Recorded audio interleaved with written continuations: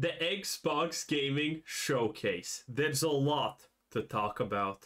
The Xbox Showcase was impressive. It was probably one of the more impressive showcases that we've had the last number of years, and it wasn't really surprising. I think a lot of us expected us to see, a lot of big games from Xbox, and they did that. The question now is, can they, give us the results, which has been a problem the last number of years. But Perfect Dark, that was the game that stood out to me the most. It looks like a Deus Ex meets Mirror's Edge. I absolutely loved it.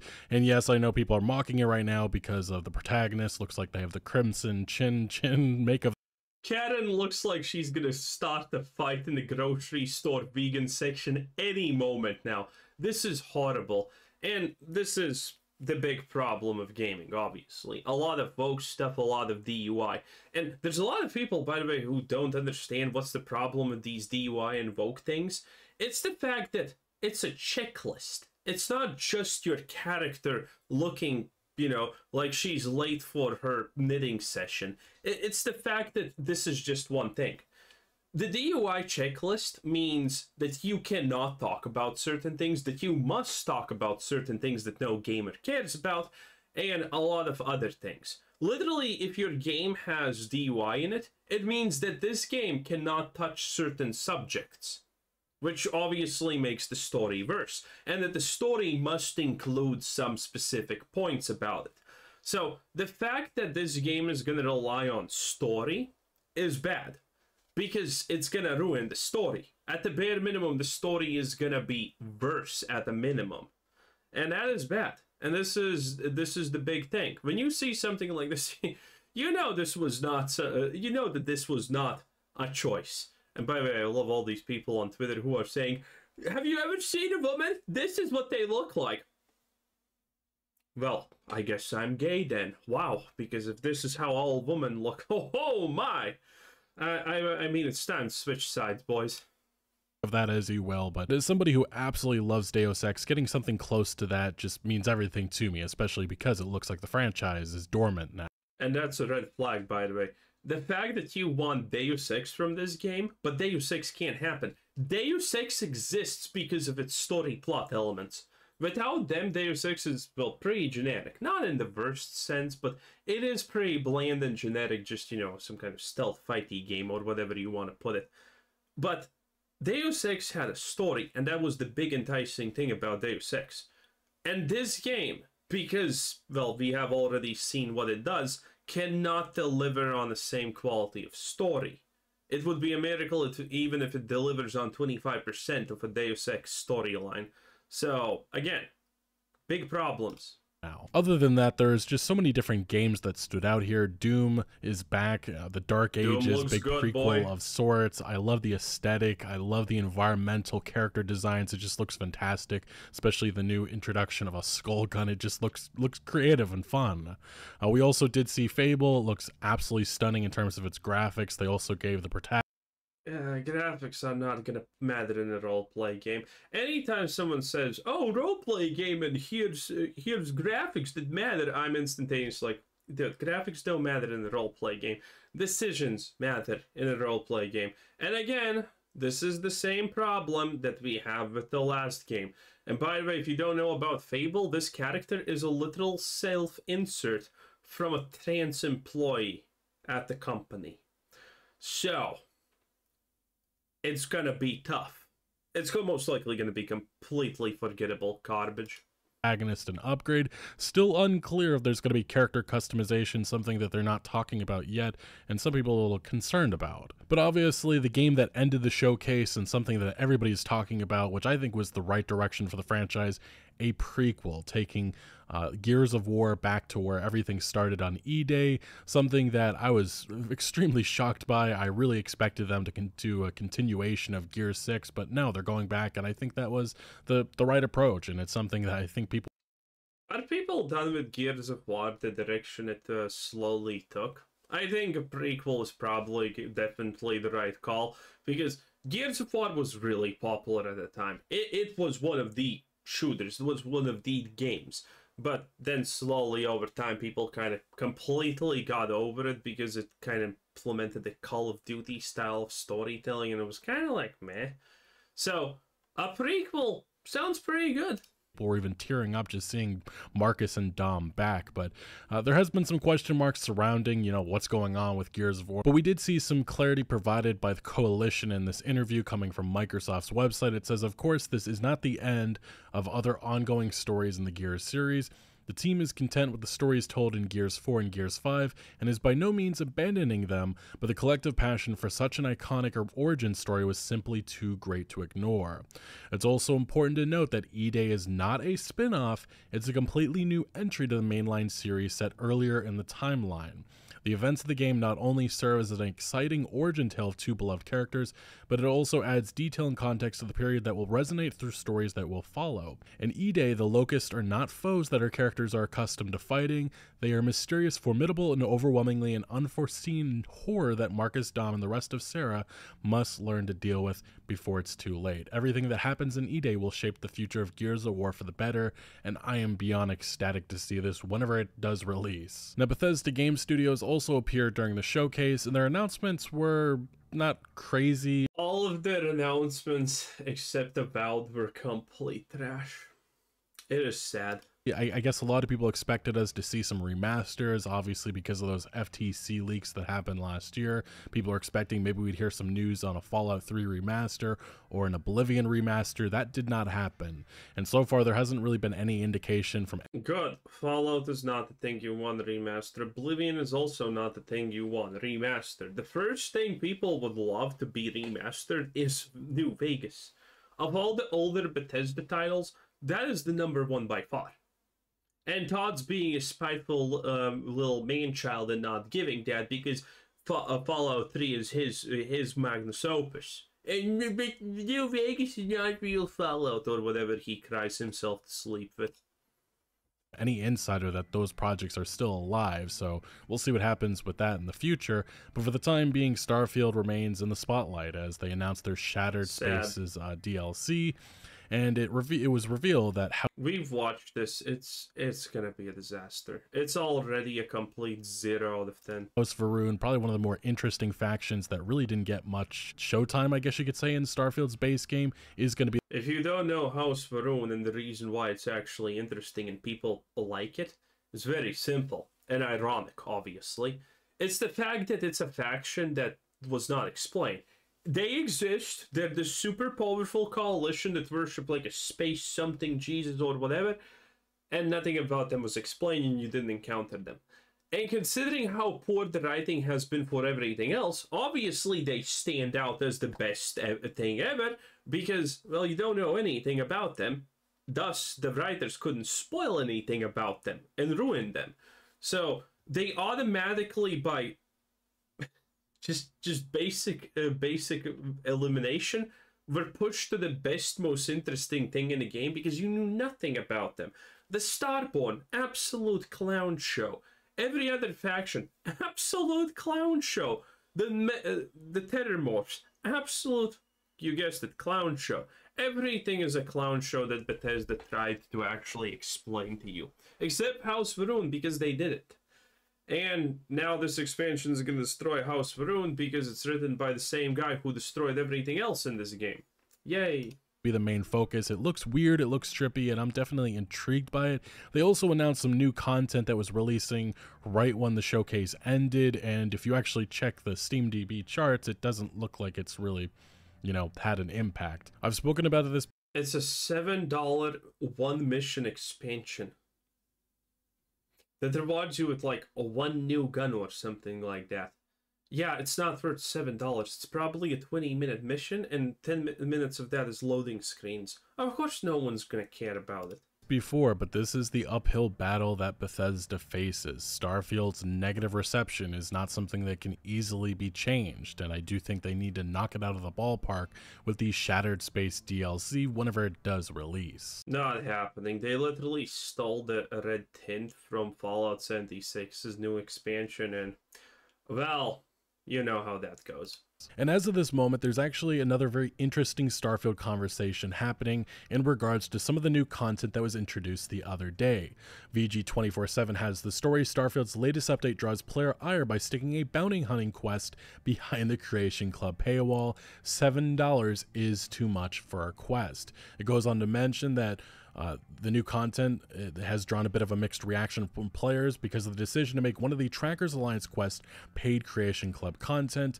They mentioned that, of course, some of the new content is, of course, free. The first of these missions, which sets you up... The free content is, like, decoration skins.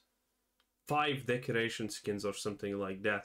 As a bounty hunter, and all the new features like the bounty hunting scanner system and Elite Trackers Alliance mission board are available for free as part of the update, but the second Trackers Alliance bounty hunting quest available, the Vulture, is not, and it's part of the Creation Club storefront, and that costs 700 credits, but obviously it doesn't cost just like $7. You have to buy a pack of that, which is around $10 to get the necessary credits to buy that content. Of course.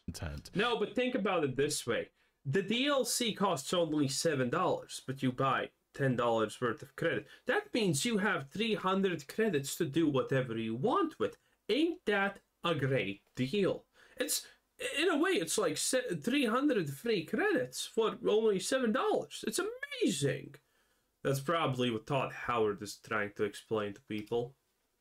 And as you would expect, there are various Reddit posts right now upset about this, and rightfully. I mean, if you compare this to other single-player DLCs, expansions in the past, I mean, look at CDPR. They had a Hearts of Stone. I think they sold that for like $10 separately. All kinds of new weapons, items, storyline, quests, so much new content, $10. That is actual value in this industry. But obviously, that was 10 years ago. But even Bethesda, Fallout 4, they sold Far Harbor for $25. And I just think $7 sets a dangerous precedent. I mean, we've seen this with Bethesda before with the whole horse armor years ago for like $2.50, and that has really brought upon the avalanche of monetization that we see nowadays. But thinking about... Dude, people are looking back at the horse armor and saying, wow, $2 only for this? Man, that's cheap. This $7 for a quest, that is just scary, but it's nothing new with Bethesda, not even in regards to horse armor. We also have Fallout 76, which pretty much sold the color blue for $20, so this is nothing new. Hey, if you're playing Fallout 76, I'm not gonna lie, that's exactly what you deserve, and you probably bought that and thought to yourself, wow, I'm so lucky to be able to buy this. Okay, I'm not saying everyone who's playing Fallout 76 is writable, offable in a certain sense, but a lot of them are. A lot of them are. They are eating slop and they don't even think it's slop. It's kind of saddening to a degree. One thing is playing a bad game and you know you're playing a bad game. I do it all the time. A lot of people do it. But the other one is playing a bad game and you're literally fighting on the internet that it's amazing. New with Bethesda, but I fear for other developers following down this path. Instead of selling expansions, you know, in its entirety for $20-$30, they just nickel and dime with all the aspects of this to, you know, make a lot more money. Oh, they will. Definitely something that I am a little nervous about seeing, and with this industry getting more and more greedy by the day, this is something that definitely needs to change. And I do hope that most gamers continue to push back on content like this and don't buy it at all. It's bad enough, in my opinion, that Call of Duty and various online multiplayer games are selling $100 skins and getting away with it. Now, besides first-party reveals, we also saw some big third-party ones. Specifically, we saw some new gameplay for MGS Delta. Still no release date, but it definitely looks really good, and I'm sure that this is catching the ire of somebody like Jeff Keighley, who just had Summer Game Fest, and it really was devoid of any big reveals, and it looks like the reason why is because they're all gobbled up by Microsoft and saved for their showcase, something that I'm sure Jeff wasn't too happy about. If there was one complaint that I could make about this overall showcase from Microsoft, and specifically on their games, it's the fact that we saw a lot of release windows and not a lot of release dates, especially for the games that are supposed to be coming out in 2024.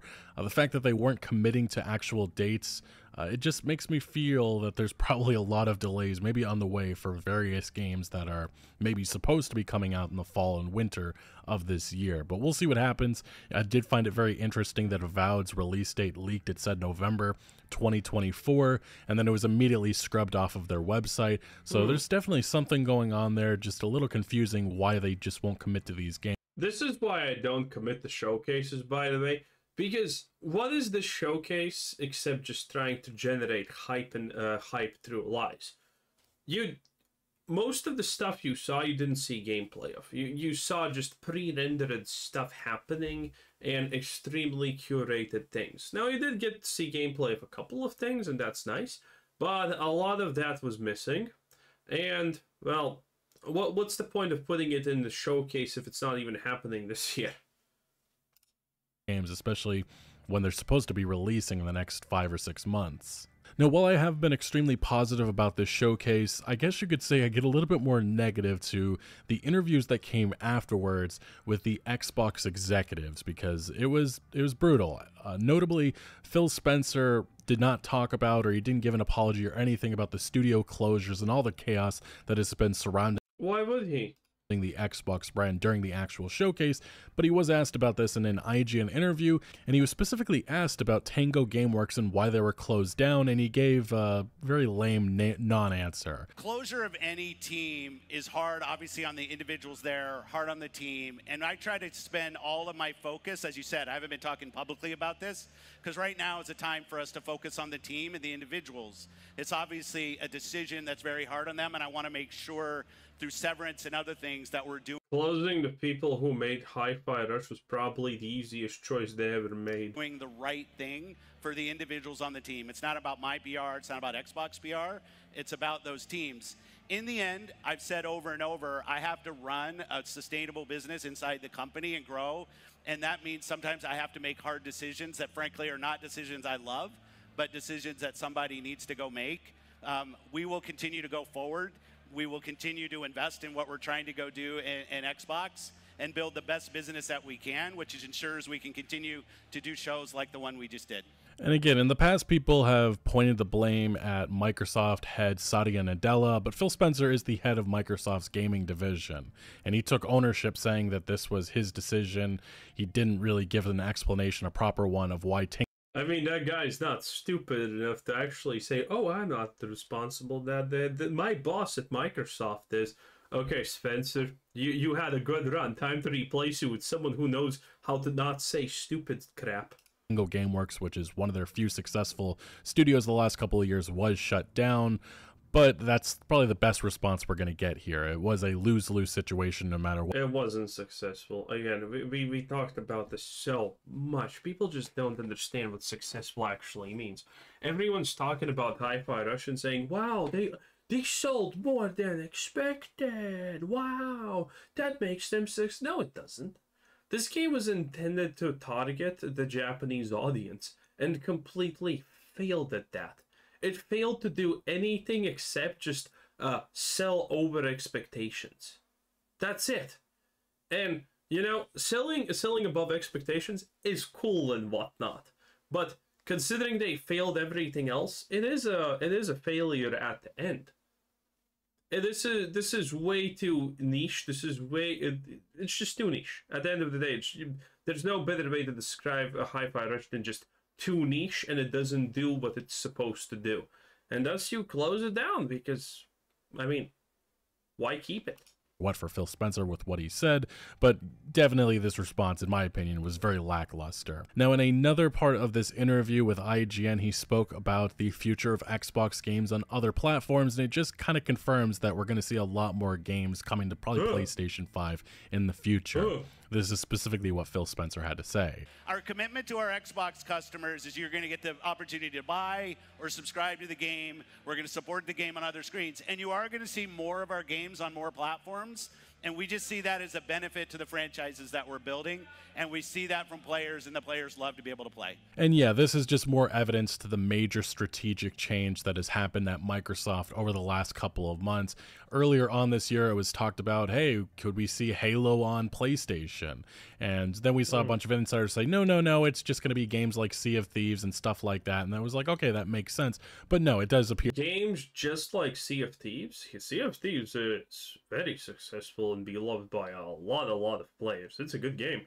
So, just Sea of Thieves, that's pretty big. That this is much bigger. Bigger than Starfield, that's for sure. In scale, it does make me feel like the Elder Scrolls 6 when that does release, that'll probably be a PlayStation 5 day one release, just like Doom the Dark Ages is releasing on PlayStation 5 day one as well. And speaking of Halo coming to PlayStation, this is actually something that was leaked. This is a report coming from The Verge, and it says that a remake of the original Halo CE is getting another remaster, and it could come to PlayStation 5. Not really sure why they're just not, you know, porting like maybe the Master Chief Collection, but I guess they have something grander in scope with the original Halo game.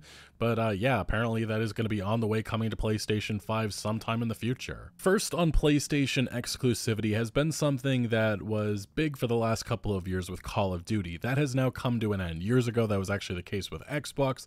Activision made a deal with PlayStation, but obviously, well, Microsoft owns Activision nowadays. But Phil Spencer, this is an article coming from VGC, again from the IGN interview. He says that Xbox aims with COD is to give players choice, not do slimy platform things. But it's important to remember that Xbox was certainly doing those about a decade ago during the 360 era. Call of Duty Black Ops 6 was revealed. It looks like there's some new sliding, round-based zombies are back. There's a whole new campaign, which is going to be like a continuation. By the way, as much as I understand from the internet, people are mad about an open-world zombies game. Why? Honestly, that sounds really good. I could start... Dude, okay, I'm not going to start playing Call of Duty, but that sounds almost good enough to legitimately just buy Call of Duty for that. An open-world zombie game. And people are upset about that? Why? That sounds so good, actually. What do you mean you're upset? Of the Black Ops franchise, and ultimately it looks like Call of Duty, and also it does look like it's not DLC, which we had last year with Modern Warfare 3, which was just downright awful in my opinion. And really the Modern Warfare franchise is so frustrating because the original was fantastic, the new one's just Jesus Christ. By the way, you know what I don't like about the Xbox showcase thing? The fact that they are trying to push things like, I'm pretty sure they're going to talk about World of Warcraft, right? At some point, probably. But Call of Duty, World of Warcraft, yeah, Microsoft owns these things now. But Microsoft is not responsible for them existing. I understand that they are in the showcase, but there's a lot of people who are like, oh, look at Microsoft, Xbox, it's so great. Call of Duty, World of Warcraft, Diablo 4 expansion. Yeah, these are all things that would exist anyway if Microsoft didn't actually have it. Microsoft has done nothing to further any of these things. They would have existed anyway. So what's the why even talk about it this effectively? And people put such emphasis also on these things. Look at the Xbox lineup. These three things that, you know, were never Xbox until Microsoft bought it, and they keep doing what they are doing at the same pace as they were doing. Oh my God, I don't understand that. Christ. But we did get some other news in regards to Black Ops 6, which got a lot of people a little upset. It's the fact that the game is going to be always online. This is just the thing with these modern games nowadays, including the campaign, and they blame it on continuous texture streaming, which I'm sure that is going to go A-okay. It's going to work totally as intended. And yes, right now the install size on Xbox shows that it has 309 gigabytes, just 200 less than I would expect. Nice. Call of Duty Activision never beating those allegations of, you know, taking up all the space so players just only play Call of Duty. But there is specific reasoning for why it is that big, and it's because probably the reasoning is it's the Western development meme. You remember that one? That was pretty good. It's like there's two people, an Indian and some kind of other dude, and the Indian is looking at tracks and he's saying, there was a Western developer here, and the other guy asks, how can you tell? And then there's like 300 gigabytes. Yeah, it's amazing. Warzone and other editions and such, but the fact that we don't know entirely, you know, what this texture streaming is going to take up in terms of space and the high quality graphics and visuals that they're touting right now. It is said in this article coming from Eurogamer that, again, it has a continuous internet connection requirement, and Activision again saying that the reason why they're doing this is because the game uses texture streaming across all game modes. This means you'll need a continuous internet connection to play any game mode, including campaign. Why does Call of Duty require the internet to stream textures? Activision's answer is twofold in that it allows the highest quality visuals while also reducing the game's overall storage space on your hard drive. We'll see about that, because right now 300 gigabytes definitely has people's eyes opening up like Jesus fucking Christ. Another big piece of news that we finally got an answer to is Bethesda talking talking about mod support for Fallout 76. This is something that years ago, some of you might remember, but this was a promise that Bethesda made, that they said that they were going to build this up. And this is the last time that we actually heard anything official from Bethesda about it. It was in August of By the way, that gameplay didn't even look that bad, but that gameplay is roughly 50 hours in.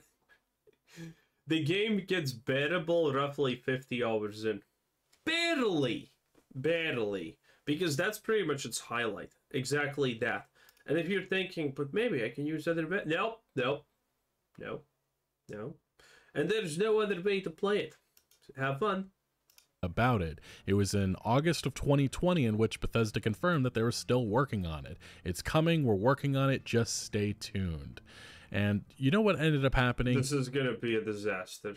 They did the Fallout 4 next gen thing, and well, the game is not playable for a lot of people because it's just lagging and whatnot. It's crazy. So when this comes to Fallout 76, at this rate, probably 10 years from now, it's gonna be bad. It's quite clear that they just never were able to get this. It is very clear that there is literally zero talent in Bethesda. It is blatantly clear that there is not a single person worth even a single grain of salt in Bethesda. And also, a fun thing that happens in companies, when everyone is inept, when no one has a single shred of talent, and someone with talent actually gets hired, there are a couple of bad things that can happen. One, the person of talent understands, wait a minute. Why? I'm doing literally all the work. Everyone else is incompetent. And I can just get my paycheck by doing roughly 1/10 of what I'm currently doing here, and no one can tell the difference. So they just start doing nothing because they can get away with it. Because everyone around them is incompetent. And the second thing that can happen, everyone's incompetent, someone competent actually shows up, and they start doing everything good. And everything's nice. And the incompetent people just gang up on him until that person either quits or gets fired because, well, the trick about incompetent people is they don't like to be called incompetent. They don't like to be pointed out as trash. And if someone's not even doing that, if you're just doing your job and you're doing it properly, it's the same as pointing your finger at the incompetent person and saying, look at how incompetent they are compared to me. So, again, Bethesda is in such a horrible position. It's crazy. Working, and it never made sense to begin with because this is an online live service. You introduce mod support, people are just not going to buy the Atomic Shop stuff, and that's what keeps this multiplayer live service going. And I understand some people are like, it's an online game, how does that make any sense? But I think the idea was that there would be private servers or maybe an offline mode that you could use stuff like this with, but again, it never came to fruition. And in a new interview with Windows Central, we got this confirmation, and they specifically were asked, well, could we eventually see mod support for Fallout 76? They bring up the fact that, yes, there's UI stuff that you can add right now, but any other mods where you would expect to have like a script extender that Fallout is super boring. Let's move on. There's literally no point in talking about Fallout as a thing even at this point. And a lot of criticism, as the trailers, I think, have done a poor job with showing this game off. But everything surrounding it in these interviews, it does make me actually very interested in it. And this is a great example. Star Wars Outlaws, we also actually talked about this separately. It's the most generic thing ever, and generic doesn't necessarily mean bad, but the story elements are probably going to be a complete disaster, boring, and overall sad, most likely. Created in Far Cry games, and I'm just so skeptical, man. The game's creative director saying, if you start doing crimes, that will start getting them, the Empire, to chase you. If you take some of them out, then it gets worse and worse, where they'll send maybe the Inquisitors. Onward. Team Fortress 2 is probably one of the most popular multiplayer games of all time. Even to this day, it's still extremely popular on PC, and its current state is unfortunately what we're seeing in a lot of multiplayer games. Why do people keep saying this? Have they never played Team Fortress? 99% of the player base is bots. It would be amazing, honestly, even if there's a 3K actual player base community in this game, honestly. I love Team Fortress 2. I have 1,000+ hours in it, but like, let's be real. It's botted. 99% of the population of the player base is botted, even if not more. Games. This is footage showing. This is Team Fortress 2 right now. Okay, everyone's playing a sniper, and one of them has the top hat.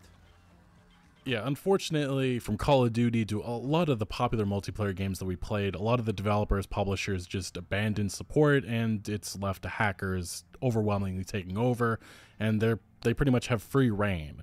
And right now, it is a lot of people are absolutely pissed about this, and they want Team Fortress 2 to be better, so they're trying to get Valve's attention.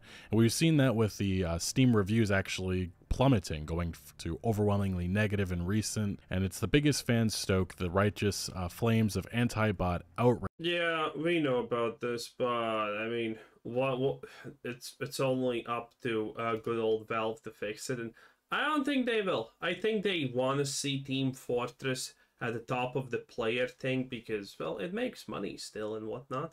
Revealed that Suicide Squad Kill the Justice League support is reportedly scaled back at Rocksteady following the disastrous launch. He specified in a tweet that there's bare bones support, definitely not as much as they had originally planned. And we did get further confirmation coming from IGN that they will complete their roadmap. Apparently, I think there's another 2 or 3 different, heroes or such that are going to be introduced, but it does appear that the game. The leak about the newest playable character was trans Mrs. Mr. Freeze or whatever. It's just beautiful, okay? Also, the design of those characters, it's trans all over, okay? It is woke as you would expect, okay? Sweet Baby Ink never stopped. They're still getting those paychecks, if not even more, okay? And also, the design of those characters just in general is so dumb, because the Freeze character has like a woolen thing around their neck to keep them warm or something like this. It's just really bad. Game will be winding down support probably by the end of the year. Warner Brothers, again, is quiet on what happens afterwards. And this is the big question mark. What does Rocksteady do after Suicide Squad? They obviously want to go back to their roots, but the studio has been squandered. It's most of the staff that were, making those Batman Arkham games are gone. The founders at Rocksteady are gone. And it is worth mentioning that there's now a rumor going around that Warner Brothers is exploring the idea of shutting down Rocksteady in its entirety. This specific rumor actually originates from another YouTuber, Vara Dark. She says, while I don't usually speak on insider information I receive, I think this is one we have all pieced together ourselves, and it definitely is. Warner Brothers is internally talking about closing Rocksteady or having their 250 employees after Suicide Squad Kill the Justice League bombed. Good. And it doesn't take a rocket scientist to come to this conclusion or have really insider access to know that they definitely have to be having those discussions. How much was it to make Suicide Squad? I have forgotten. Was it 200 mil or something like that? They probably have not even made 5 mil. They unironically most likely have not even made 5 million with this game. Says that it just didn't sell at all. Its peak player base was 3K or something like that. Oh no, wait. Well, do you think they sold 1 million copies? I don't think they sold 1 million copies. I think they maybe sold 100K copies or something like that. And 100K times whatever their price is less than 1 million. Oh no, maybe it has made 5 mil. Was it 30? I think it was like 40 to 70 bucks, right? I think it was 40. So yeah, it probably has. Well, it definitely has not made more than 10 mil at all, and that's before taxes and all of that good stuff. So that's even before Steam gets their cut. Okay, so they have not made any money. It's just reality. They are minus almost everything.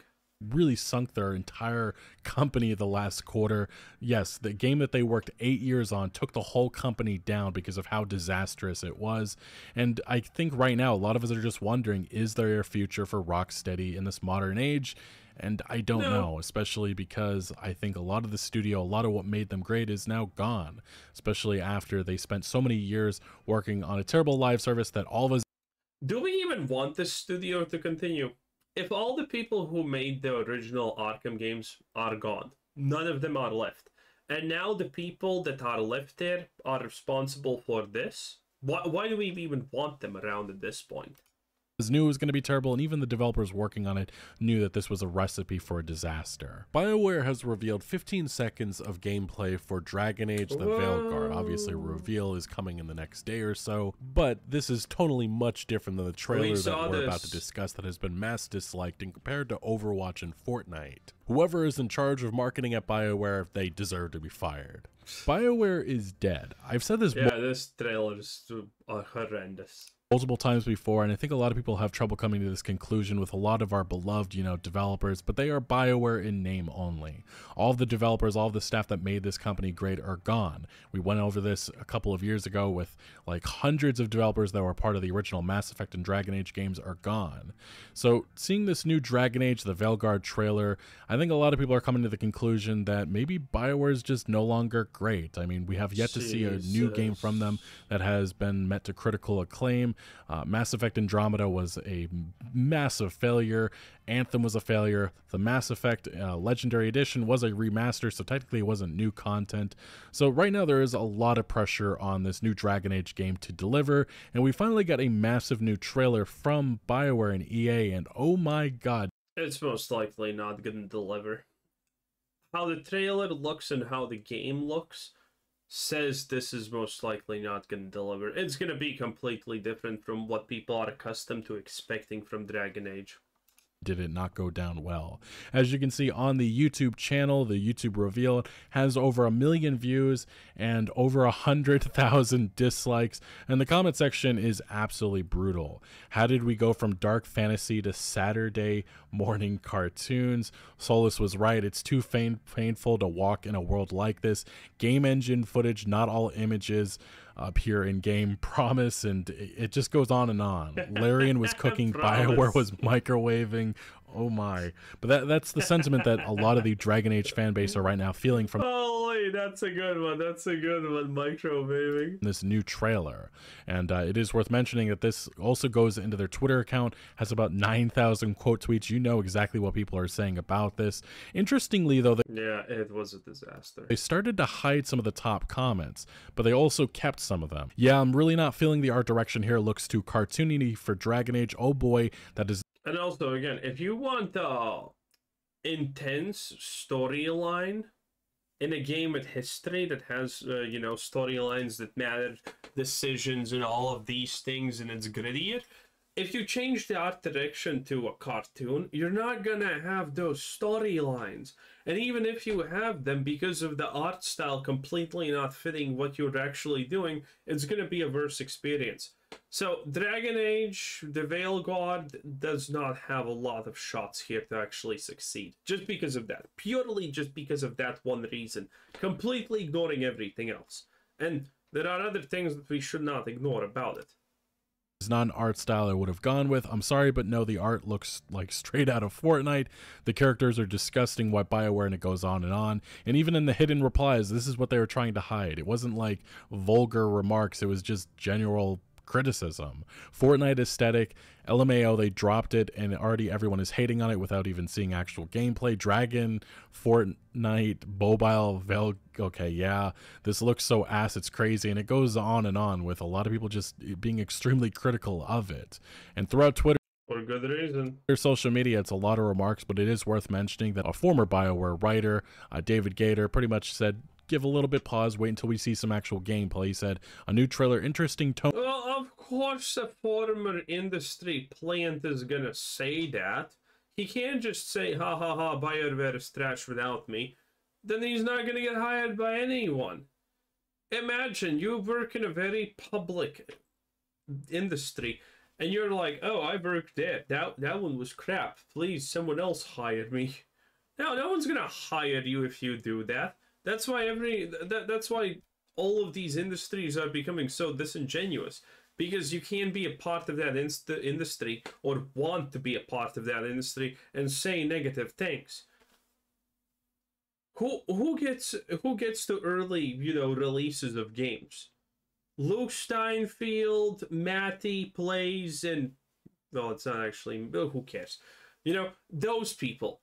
people who are almost never gonna say anything bad about something, and if they say something bad about something, it is the most lukewarm thing that's not even a big problem. Because you just don't get these things if you say bad things about the companies. They remember. They know you're a risk, and why would they sponsor a risk? Own choice, which I think it's his way of saying it wasn't great, though the art style of Dragon Age trailers have never really matched the games, so that doesn't mean much. One thing the trailer left me wondering, can I be a hero? Because that's the theme song. Not sure this is your power fantasy was underlined enough. And then here's some more critical remarks. This looks like something happened during development, all right. That's not a compliment. It looks like a free-to-play Overwatch clone. Another individual saying it's weird to see Jesus, that's a burn. Dragon Age being advertised like this as if it's another incredibly generic flash-in-the-pan hero shooter rather. Well, I mean, it's true. I am...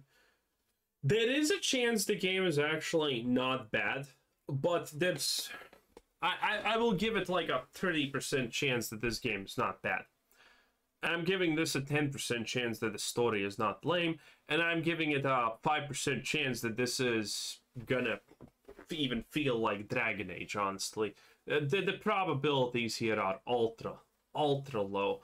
Effectively, again, you see these things where you see woke influence and DUI, they all kind of turn out the same, don't they?